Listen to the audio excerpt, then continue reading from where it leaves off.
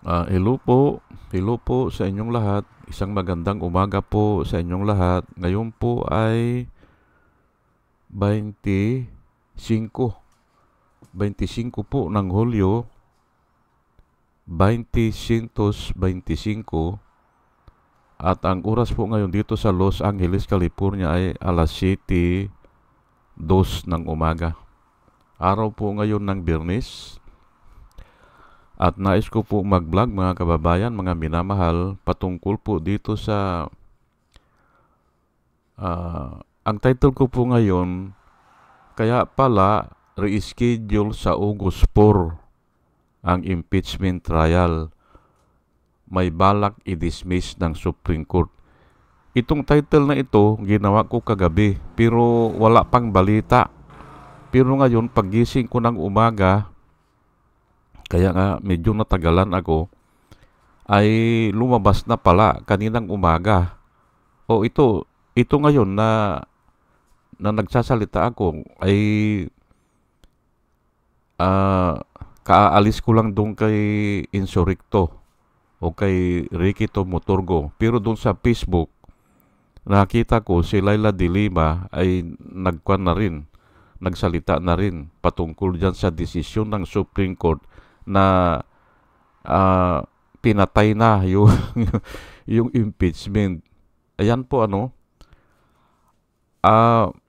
pero alam ko, natalakay ko na ito, uulitin ko lang, na hindi pwede magkamali po ang Biblia eh. Opo, hindi pwede. Pero ngayon, bibigyan ko po ng diin o ng emphasis na tama ang Biblia. Ang Biblia, kahit na isinulat ng 2,000 years ago pa, ay mapagkakatiwalaan po. Opo. Ngayon ay ikikwento ko lang po sa inyo kung ano ang buod kasi nga ay bibigyan ko po ng emphasis eh. Bibigyan ko po ng emphasis. Ito, sulat ni Paul po ito sa mga taga-Corinthian at malamang noon ay dyan sa Corinthian o dyan sa Italy o mga Romans, sakop ng Romans yan eh. Yung emperor ng Romans, ng Romano, mayroon na silang justice system. Mayroon na. Ngayon, pero doon sa Israel siguro o doon sa Judea o dyan sa region na pinamumunuan ni Poncio Pilato noon, magkadikit lang kasi ito eh. Mga 35 years lang ang pagitan nito eh. Ay wala akong nahagip na may justice system na ganito sa atin. Kasi nga ay nilitis si Jesus Christ ni Poncio Pilato, tapos ng mga Pariseo, tapos doon kay Herodes, dinala din siya. Si Herodes ay symbolic king ng Israel, ay si Pilato naman ay gobernador dyan sa Judea. Ay yung mga Pariseo naman ay sila ang tumatayo na mga religious leader. Yan po walang nahagip po na may judge. Wala po Pero dito sa Corinthian, mayroong judge. Ngayon, ang sabi po ni Paul dito, kasi nga, yung mga brothers against brothers pumupunta sa korte, binawalan niya. Opo, yan po ang buod. Binawalan niya. Ang sabi niya, sabi niya, sino na ang nakapagsira ng iyong pag-iisip? Sabi niya, bakit pumupunta kayo dyan sa korte? Kinikwento ko lang po para mas madali niyong maintindihan. A brother will go against brother in court, sabi niya. Bakit pumupunta kayo dyan sa korte? Na yung mga korte na yan ay hindi naman ginagalang yan ng church. Yun ang sabi ni Paul. At ang tawag niya dyan sa mga judges, unbelievers. Less esteemed by the church or less respected by the church. Bakit nyo isusubmit ang inyong karapatan dyan? Sabi niya. Bakit pupunta kayo dyan para maging under kayo ng mga korte na mga unbelievers. Yun po ang sabi niya. Kaya, ito po hindi lahat pwede sa korte. Yan babasahin ko lang po hindi lahat kasi nakasulat diyan po sinulat ko na, hindi lahat pwede sa korte. Hindi lahat ay advisable dalhin sa korte. Hindi po. Hindi lahat ay advantage na dalhin sa korte. Yan po. Ang sinasabi ng Biblia ay, halimbawa, kapirasong lupa, hindi ba? Ay bakit mo pupunta sa korte? Kung yung magagastos mo ay mahigit pa doon sa value ng lupa, hindi na kailangan, hindi ba? Ganun po yan. Hindi lang magkaintindihan sa boundary. Bakit ipupunta mo pa sa korte? Yan po ang sinasabi ng Biblia. Pero marami po yan. Maraming ganyan, dinidiscourage ni Paul na pupunta sa korte. Lalo na kung ang korte ay questionable o may bad record o kaya ay hindi na ginagalang. Ayan po Ngayon ay bakit dinala doon ng Senado? Bakit ang Senado gusto dalhin sa Korte Suprema? At yan nga ang sinasabi ng mga DDS. Dahil daw may korte naman daw, ay hindi po ganyan ang turo ng Biblia Hindi ganyan. Ang turo ng Biblia ay kung maari, huwag dadalhin sa korte. Kung maari, napakasimpleng bagay lang yan, sabi ni Paul. Babasahin ko na lang po para maintindihan natin at ipapaliwanag ko sa Tagalog. Ang sabi po ni Paul sa 1 Corinthians chapter 6, basahin po natin at basahin nyo rin. Kung pwede sa Tagalog, basahin nyo. 1 Corinthians chapter 6 verse 1 to 7. Ito po If any of you has a dispute with another, do you dare to take it before the ungodly for judgment instead of before the Lord's people? Or do you not know that the Lord's people will judge the world? And if you are to judge the world, are you not competent to judge tribal cases? Do you not know that we will judge angels? How much more the things of this life? Therefore, if you have disputes about such matters, do you ask for a ruling from those whose way of life is scorned in the church? I say this to your shame. It is possible that there is nobody among you wise enough to judge a dispute between believers, but instead, one brother takes another to court, and this in front of unbelievers. The very fact that you have lawsuit among you means you have been completely defeated already. Why not rather be wrong? Why not rather be cheated? Yan po ang sinabi. Mahaba po ito, pero stop muna ako dyan, Ang ibig sabihin ni Paul dito, sentence by sentence po, i-discuss natin, If any of you has a dispute with another, do you dare to take it before the ungodly for judgment instead of before the Lord's people?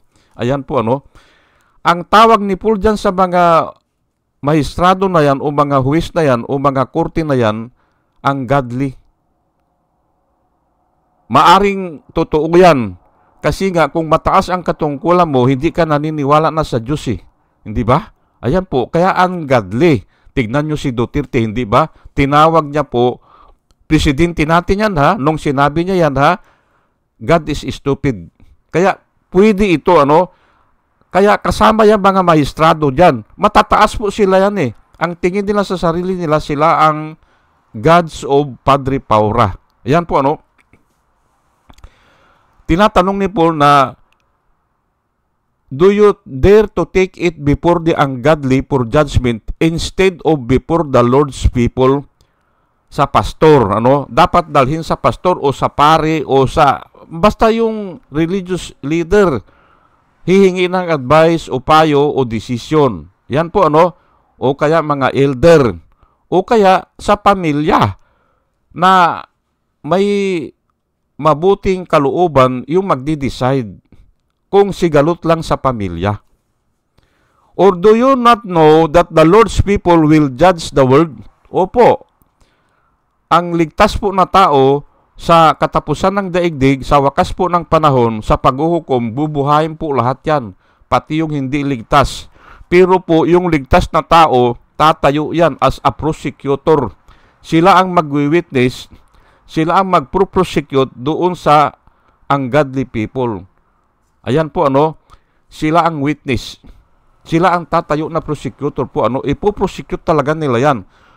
Or do you not know that the Lord's people will judge the world? And if you are to judge the world, are you not competent to judge tribal cases? Tribal means simple cases. Ayan po, hindi ba? Bakit? Wala na bang matino dyan sa Senado? Hindi ba? Wala na bang matino dyan sa mga congressman? Pwede silang gumanap dyan. Kaya nga nakasulat po sa konstitusyon is the sole authority to try yung Senado. At ito namang Kongreso is the exclusive authority to initiate impeachment. Ayan po nakasulat Or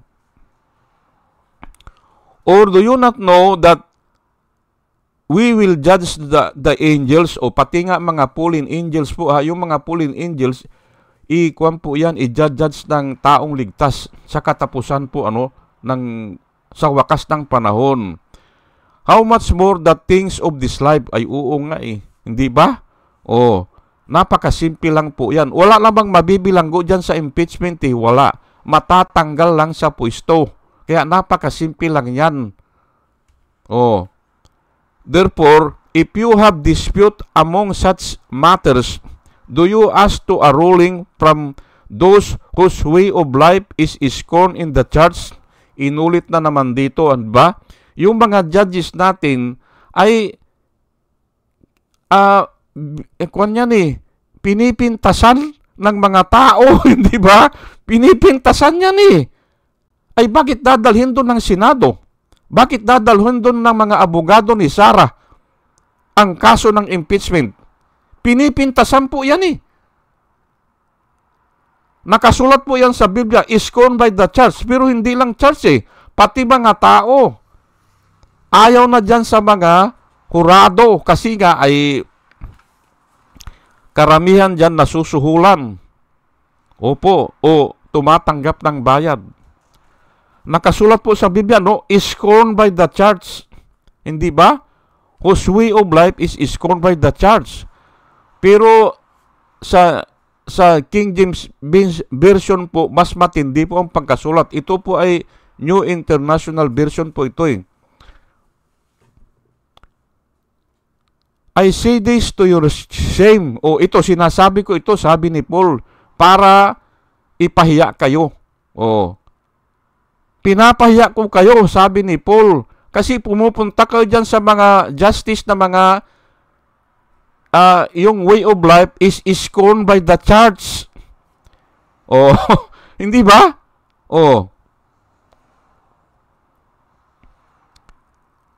I say this to your shame. It is possible that there is nobody among you wise enough to judge or a dispute between believers. Ayan, inaatasan ni Paul na kailangan dun sa church may mamagitan o sa pamilya o dyan sa sigalot ng impeachment na yan. Bakit dadalhin pa dun sa Korte Suprema? Hindi ba? Bakit hindi ba pwedeng ayusin dyan ng Senado at saka ng Kongreso? Hindi ba? I see this to your shame, sabi ni Paul, dinala doon ay bakit dinala doon? Ayun na nga, para i-delay. Bakit dinala doon ng Senado? Para i-delay ng i-delay o i-derail o kaya ay i-dismiss. Kasi walang pananagutan po yan eh. Hindi sila politiko, hindi sila humaharap every 3 years o every 6 years para iboto ng tao yan. Wala silang pananagutan yan. Hindi ba? Ay ang mga politiko ay simpre ay pag pinagkaisahan ka ng tao eh. Hindi ba? Kumaharap sila yan sa mga constituent nila. Itong mga Senado, itong mga judge po, kahit tumanggap sila ng pera yan, wala silang pananagutan maliban sa Diyos. Kaya nga ang Diyos po, sinabihan ang mga judges ang Diyos po, sinabihan ang mga judges, huwag kayong tanggap ng suhol. Pero hindi sinabihan po ang mga politiko, hindi. Kasi nga mayroong mayroong silang constituente na una pinapakain nila yan. At saka humaharap sila every 6 years. Di ba? Pwede silang hindi iboto. And this, but instead, one brother take another to court and this in front of unbelievers. Ayan po eh. Inulit na naman ni Paul, isasubject nyo kanya ang mga karapatan nyo, ang sarili nyo, ang authority nyo sa mga tao na mga unbelievers, sabi niya. Yun nga, na hindi naman hindi nga natatakot yan sa Diyos eh. Hindi natatakot po yan. Ako, sigurado po ako dyan. Bakit gumagawa sila ng ganyan? Hindi sila natatakot sa Diyos. Ayan po, tignan nyo nga si Duterte, hindi ba? Minura niya ang Diyos, hindi ba? Minura niya ang Papa. Minura niya ang presidente ng ibang bansa, hindi ba? Nagtataka ako noon eh, pero yun pala, baka isinugo. Nung bandang huli, isinugo siya ng China. Isinugo yun. Kaya minura niya ang European at saka pati ata Australia eh. At ang US eh. Para kumalas tayo. Hindi ba? Ganun po yan eh. And this in front of unbelievers. The very fact that you have lawsuit among you means you have been completely defeated.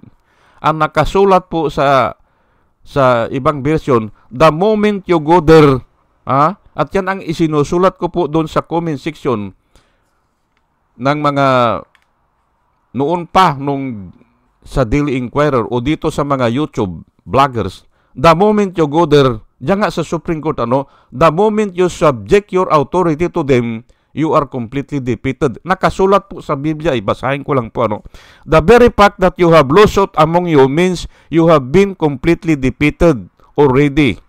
Ayan po, nakasulat po eh. Defeated na kayo. Kasi nga, ay ipapasubmit sa inyo ang lahat eh. Ipapapresenta yung mga dokumento, hindi ba tatanungin kayo ang mga, ayun po, kaya nga, pag nagbalang-balang ka dyan na sumagot, talo ka na. Ganun po ang ibig sabihin yan. Ngayon, ang tanong ko po, bakit dinala ng Senado ron? Ayan nga, para i-dismiss doon, o kaya i-delay ng i-delay, o kaya i-derail. Ayan na nga ang nangyari. Bakit dinala po ng mga abogado ni Sara doon? Doon sa Supreme Court? Ayan ang purpose nila, para i-stop na yan. Tama ba ang Biblia? Tama po. Dapat ito ang ipaliwanag dyan sa mga kwan na yan. Sa lahat ng tao. Ipaliwanag yan na ang Biblia hindi po ina-advise na pupunta tayo sa mga korte kung maliliit na bagay lang. Hindi ba? At sinabi ko na nga, kapirasong lupa ay mas mahal pa yung bayad sa abogado kisa doon sa kapirasong lupa. Bakit dadalhin mo pa? At yan din ang sinasabi kung minsan may mga kwan po eh. May mga wisdom pa yung mga maliliit na tao eh. Ay hindi na kami pupunta sa korte, sabi nila. Hindi na kami pupunta, sabi niya. Kasi talo rin kami eh. Wala kaming pambayad ng abogado eh. O yung halaga nung lupa na pinag-aawayan ay maliit lang. Ganun po yan. Kahit na yung Yung mga pinatay, hindi ba? Yung natukhang, hindi ba? O, tanungin mo yung mga naulila kung pupunta sila sa korte. Ay, hindi na, sabi nila. Hindi na, ipasa Diyos na lang namin. Yun po ang ibig sabihin dito ni Paul. Why not rather be wrong? Or why not rather be cheated? For sometimes you cheat also, sabi niya. Pero hindi po yan ang topic ko. Ang topic ko ay dapat hindi dinadala sa Korte Suprema kasi nga ay ayan na nga hindi ba? O sige po at hanggang dito na lang po at sana ay may natutunan po tayo at dalayan ko po sa Panginoon na binibigyan niya tayo ng wisdom sa ating pakikinig at muli mga kababayan, mga minamahal, isang magandang umaga po sa inyong lahat at salamat po sa inyong pakikinig. Salamat po ng marami. Salamat po.